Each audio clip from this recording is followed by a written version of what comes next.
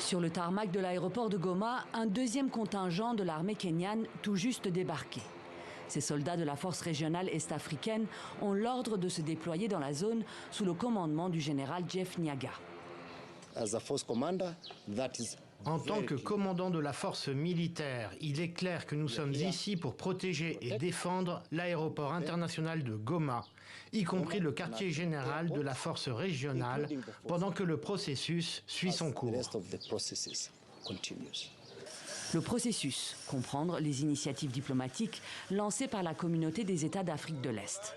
Une nouvelle session de pourparlers de paix est prévue lundi à Nairobi, alors que les affrontements à l'arme lourde se poursuivent au nord de Goma entre les troupes congolaises et les combattants du M23. En un peu moins d'un mois, le M23 a pris le contrôle de plusieurs localités sur la route nationale 2 qui mène à Goma. Après Bunagana cet été, les rebelles ont occupé Kitagoma, Kiwanja, Rutshuru, Rugari et Rumangabo.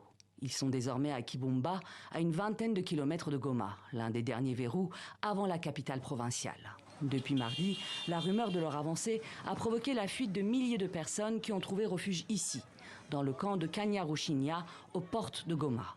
Plus de 40 000 déplacés y vivent désormais dans des conditions catastrophiques en pleine saison des pluies. Voilà où on dort avec ma femme et mes enfants.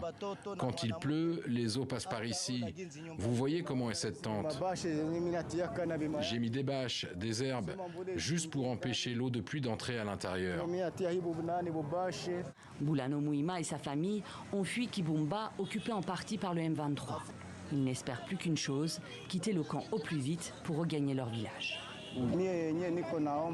Tout ce que je peux demander aux soldats kenyans, c'est de conjuguer leurs efforts pour combattre et vaincre l'ennemi pour qu'on puisse rentrer chez nous et continuer à cultiver nos champs. Sinon, nous allons mourir de faim ici. Ce jeudi, les affrontements entre l'armée congolaise et les rebelles du M23 ont repris dans le territoire de Nyiragongo. Selon les témoins, le M23 a aussi progressé vers l'ouest du territoire de Rutshuru, dont il contrôle le quart sud-est, frontalier de l'Ouganda et du Rwanda. Il y a pile 10 ans, les rebelles du M23 avaient occupé Goma pendant plus d'une semaine avant de se retirer du fait des pressions internationales.